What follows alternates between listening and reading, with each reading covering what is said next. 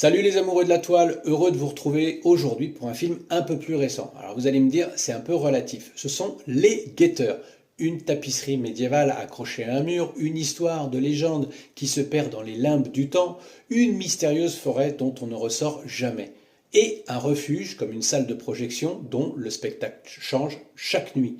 Tout cela c'est bien joli, mais est-ce suffisant à nous faire croire à ce conte?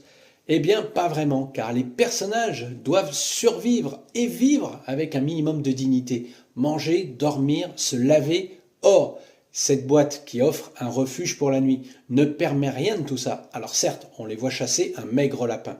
Mais pour tenir tous ces mois passés dans cet univers hostile, c'est un peu léger.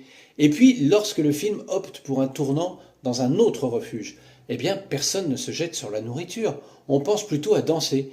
Alors c'est poétique, mais c'est complètement absurde. Et puis il y a l'ambiance du film, la colorimétrie. Désolé, mais on dirait que toutes ces nouvelles productions sont calquées sur le même principe. On a l'impression de voir et de revoir toujours le même film, sans compter sur l'explication finale. Tiré un tant soit peu par les cheveux. J'en ai plus à force. Arrêtez. Tout cela veut être une révélation révolutionnaire qui expliquerait toutes les incohérences du film. Eh bien, encore une fois, c'est poétique, mais c'est pas satisfaisant.